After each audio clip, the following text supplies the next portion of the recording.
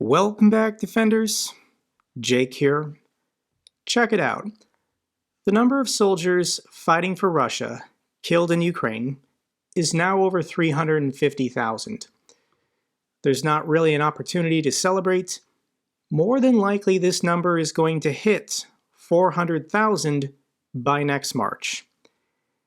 And 2024 is only going to get deadlier for the average Russian soldier, as the quality of troops that the Kremlin sends to Ukraine continues to decline, as the quality of equipment they give those troops continues to decline, and as Ukraine's combat capabilities continue to increase, it's only going to get worse for the average Russian soldier. So let's get to the top story. President Zelensky 2 days ago gave an end-of-the-year press conference. Ukraine's president spoke to the media about his reportedly tense relationship with General Zelensky, aid from the West, mobilization, and the blockade at the Polish-Ukraine border. So if you want to listen to this press conference yourself, it's available on Twitter. It's over 2 hours long, and there is an English dub, so you can just listen to it.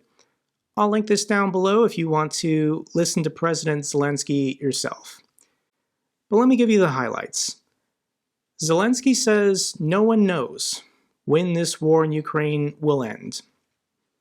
There's only one person in the world that can stop this war, and that's Putin. And Putin has made it abundantly clear he's never going to stop. He's listed his minimum objectives, such as taking the city of Odessa. Militarily, this is impossible, so according to Putin, this war will never end. But there could be a black swan moment, another Prigozhin's rebellion. We need something crazy to happen inside of Russia, realistically, for this war to end in the next year. Zelensky also gave his vision for victory. Ukraine must fight on until full control of its territory and real security guarantees from the Allies are given to Ukraine. Ukraine has no choice. They're facing genocide. Russia is stealing their children, demolishing their cities. This is a fight for survival. There are no peace talks. There are no negotiations. There's not an easy solution that will bring this war to an end anytime soon. And in the comments section of the live stream, everyone was spamming about FPV drones. Kyiv says they want to produce 1 million FPV drones in 2024. Ukraine has announced plans to flood the battlefield with locally made examples of the highly effective first-person view drones. So if you don't know what an FPV drone is, it's a quadcopter, maybe costs about $100, and then you just strap some kind of explosive to it, a grenade, artillery shell, a mortar round. And this is what both Russia and Ukraine has figured out. To me, it feels like it should be cheaper and easier to make 1 million artillery shells, but in reality, no. It's cheaper and easier to make 1 million $100 drones than it is to make artillery shells. And these drones are more versatile and more accurate than an artillery shell. So this is the future of warfare. This is the race now between Ukraine and Russia. Who can procure or manufacture more of these FPV drones first? Ukraine stated that they've already produced 50,000 of these quadcopters just in the month of December. The range and types of drones have different purposes and different capabilities, but the number one request from soldiers on the front lines is just a cheap Maverick drone that can either do surveillance or can slam a mortar round into a moving target. This was probably the top story from President Zelensky's press conference. Military proposes to mobilize between 450 and 500,000 new soldiers. Ukraine's military leadership proposed to mobilize 500,000 additional conscripts. Zelensky noted that the plan has yet to address several key issues before he can support it. So Ukraine's military leadership is saying they need more bodies. I also think they're trying to get ahead of the curve, knowing that Putin, after the March election, is probably also going to call up hundreds of thousands additional mobilized men. Ukraine is being proactive. This is probably smart. But President Zelensky says the problem is math and money. On average, there are 6 taxpayers supporting each current person in the Ukrainian military. If we mobilize 500,000 people now, where will we get an additional 3 million taxpayers? The Ukrainian president also said that he would refuse to sign the law on mobilization of women. I'm just going to give you my opinion. I think this is a mistake. I think Ukraine should be conscripting Ukrainian women for support roles. If a woman wants to volunteer for a combat position and serve on the front lines, I think she should be allowed to. But as far as conscription for Ukrainian women, Ukraine needs everybody. They need every member of their society contributing to the war effort in order to defeat Russia. So there are lots of support positions that women can fill, and Ukraine eventually is going to have to tap this resource. And let me be completely honest how bad Ukraine's demographics is. Here is their population pyramid, and you can see the number of Ukrainian men between the ages of 20 and 24. There's only 475,000. Men between 25 and 29, 683. Men between 30 and 34, 1.1 million. Ukraine's demographics look this bad because two parts.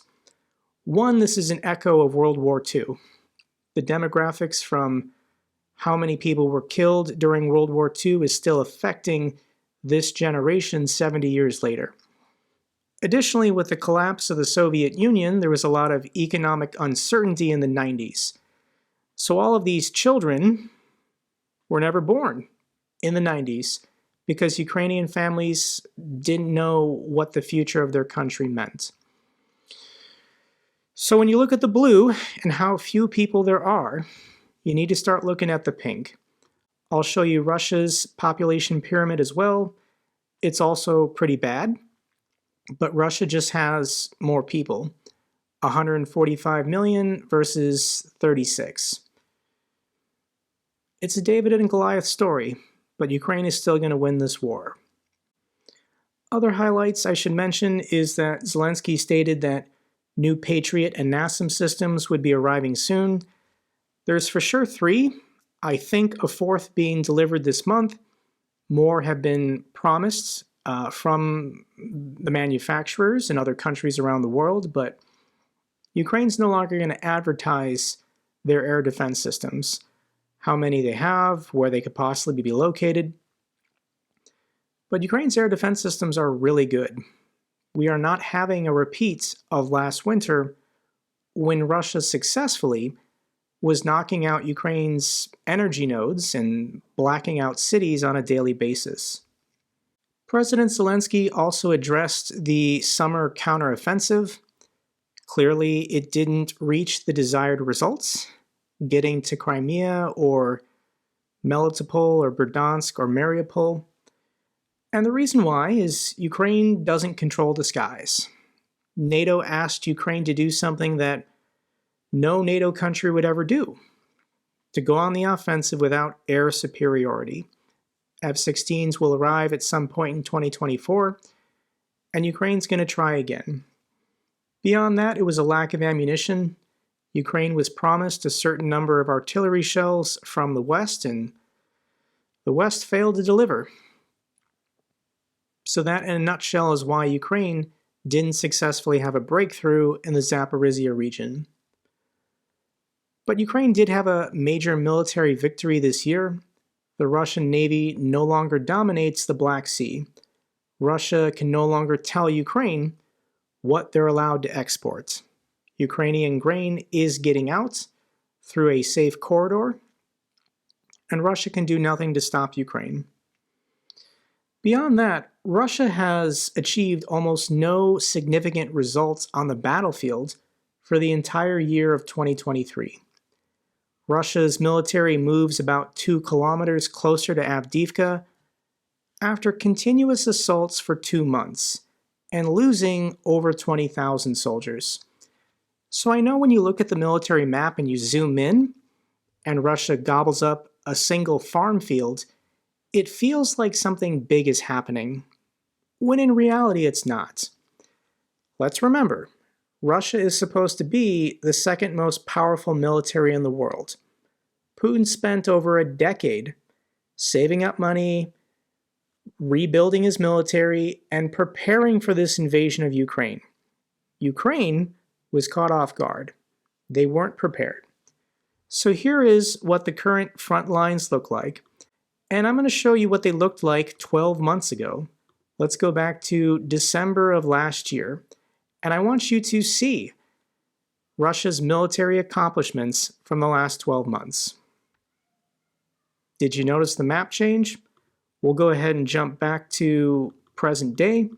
Once again, people say that Russia is winning, and when you look at the military map, they've achieved almost none of their objectives. They haven't taken Kharkiv, they haven't taken the Donetsk Oblast, they haven't taken the city of Zaporizhia. They're nowhere near getting across the river to take Kherson, Mykolaiv, Odessa, or link up with their forces in Transnistria. If you need to spend 20,000 soldiers to go 2 kilometers, Russia's going to run out of people pretty darn fast. So here's a clip I want to share with you. We have a pretty amazing video taken by the Russians. They're all kneeling, saying a prayer, before conducting a meat assault. This is a group of Russian men about to, on foot, assault a fortified Ukrainian defensive position somewhere in the Donbass region. So let me share about 30 seconds of this clip with you.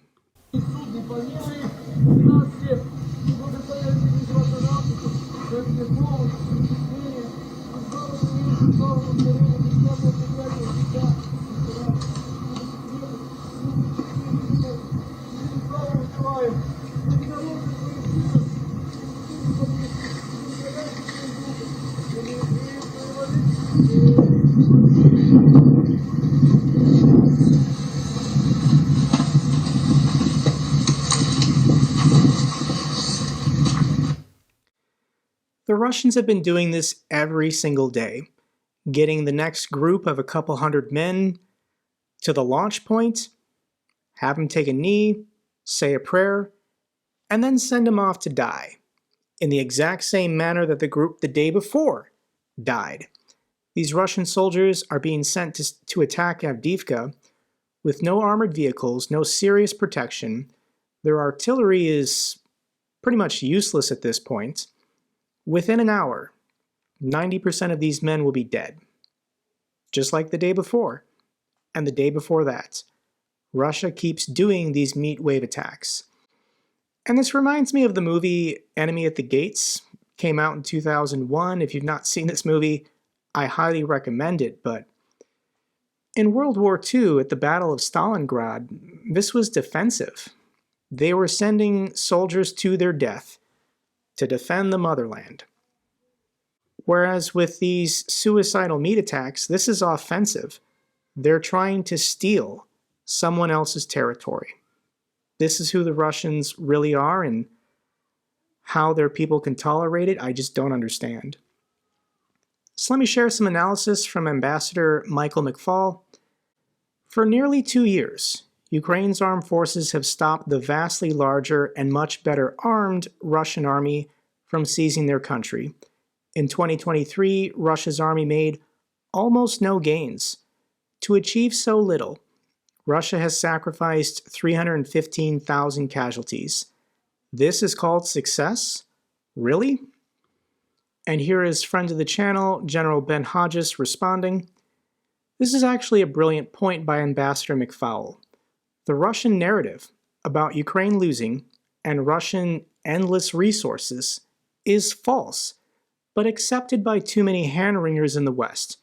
9 years of war, all the advantages, and Russia still only controls 19% of Ukraine. And if you don't want to listen to Western commentators say that Russia is definitely not winning this war, let's listen to a Russian. So this Russian man, his name is Maxim Kalishnikov. He's part of Gherkin's Angry Patriots Club. This is a group of Russians who are ultra-nationalists that want to see Ukraine destroyed. So this is Kalishnikov on the left.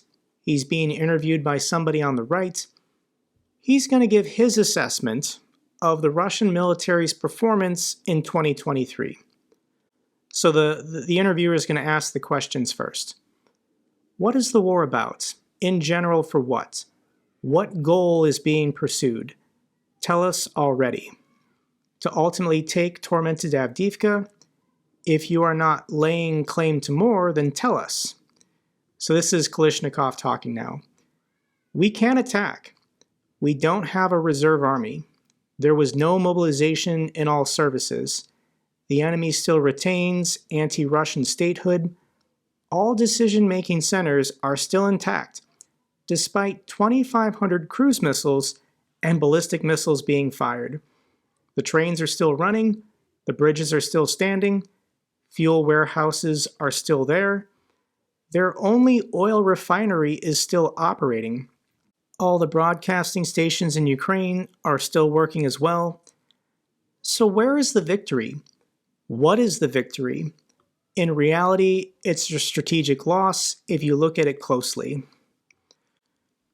So that is an honest assessment of Russia's performance from a pro-Russian nationalist. Gherkin, of course, was being critical of Putin and Shoigu and the regular Russian military's corruption and incompetence. And Gherkin's in jail now. How this man hasn't been arrested, he probably will be soon, as it's a crime in Russia to speak the truth. And here's a fantastic video I have to share with you guys from friend of the channel, Anders Puck Nielsen. This was released yesterday, titled The Point of Russia's Meat Wave Tactics. And Anders makes a brilliant observation. Lots of politicians in the West want to abandon their financial and military support for Ukraine, not because they think Russia is winning, but because they think Ukraine has already won. The fact that Ukraine has held back the Russians for 2 years, maintained their independence, maintained their government, they are still protecting the cities of Kharkiv, Odessa, and Kyiv. Ukraine has won in the eyes of some Western politicians, and they want to freeze the conflict and just say Russia can keep the territory they've taken, but they're now forever a pariah state. As long as we help Ukraine defend their territory and Russia goes no further, then this war needs to end now. But Russia, in their efforts the last 2 months, pretending that their military is fine and that someday they are going to take the city of Kharkiv and Odessa and Zaporizhia, well, this is now changing the thinking in Western minds. Western politicians who wanted to cut support for Ukraine to force some kind of neutral zone. Russia's plan is backfiring. By insisting on these meat wave attacks, assaulting Avdiivka and increasing the rhetoric on Kremlin state TV, Western politicians are saying maybe Russia is serious about going further, about taking the Baltics, attacking Poland, going for Moldova. We need to support Ukraine. So there's a renewed effort, especially in the EU, to get serious on finding ways to continue to support Ukraine. I'll link Anders' video down below. Check it out. So what can the West do that they've already not done? Western countries may legalize the confiscation of frozen Russian assets by recognizing themselves as victims of the war in Ukraine. Up until this point, Russian assets have just been frozen, but the West is trying to figure out a legal process to argue in court in order to seize the frozen money and then send it to Ukraine. This would be glorious if Russian money saved up for this war ended up being used against Russia in the war. German prosecutor seeks 720 million euro confiscation of frozen Russian assets. Should this confiscation occur, it would mark a historic precedent for Germany. Until now, sanctioned Russian assets have only been frozen, denying Russian owners access to them. Let's make it happen. A goal for 2024. And then there's Hungary and Orban. Orban questions if Russia's invasion of Ukraine really is even a war. So when it comes to Hungary, my apologies to the Hungarian people, but most of them support Ukraine very strongly. Here's a tweet from Daniel Freud, he's a member of the EU Parliament, showing the public opinion polling of all the EU member states. So they're lined up with the strongest support for Ukraine, this is Sweden, to the least strong. But the good news is it's still a majority in every EU country that wants to see this financial aid package passed for Ukraine. Where's the percentage in Hungary? 58% of Hungarians support financial aid to Ukraine. So I think the Europeans are going to figure this out before February 1st. Either Hungary will play along and represent the will of their people, or their voting rights will be stripped. There is a process that EU leaders are currently exploring, and Viktor Orban is no longer going to be able to obstruct the entire bloc in their aid for Ukraine. Let's get to the good news. France will join the training of Ukrainian fighter pilots in 2024, starting in the first months of the new year. So there's lots of pilot training happening on different timetables in different locations, depending on the experience of the Ukrainian pilots, but thanks, France, for chipping in. This is kind of a funny story. Carlsberg donated humanitarian aid to Ukraine in the form of 24,000 cans of non-alcoholic beer. So if you're a beer maker and you want to help support Ukraine, sure, yeah, you can donate non-alcoholic beer and soldiers can drink this on the front lines if they want to. Final couple clips I have for you. The first one is from the Superhuman Center. This is a nonprofit that helps Ukrainian veterans be fitted with new prosthetics. The man in this video is war hero Sergei Pachenko, and he's going to show you how he makes breakfast for his son.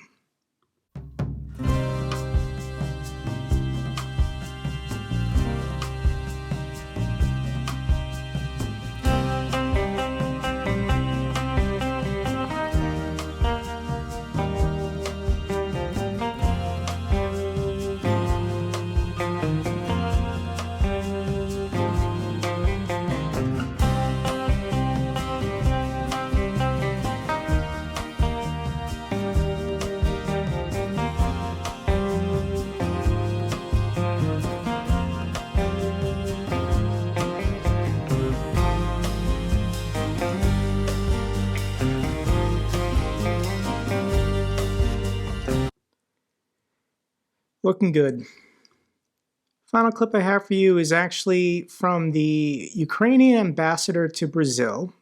And when he arrived, this military unit wanted to greet him with the Ukrainian national anthem.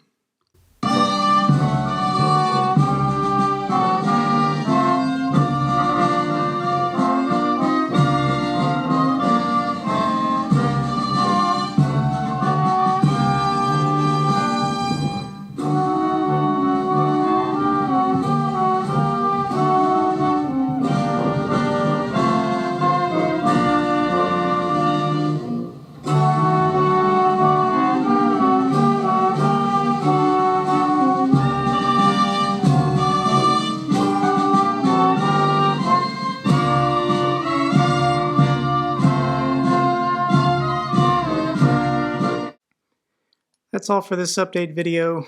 Glory to Ukraine, glory to the heroes. If you found this video informative, give me a thumbs up. Best way to support the channel.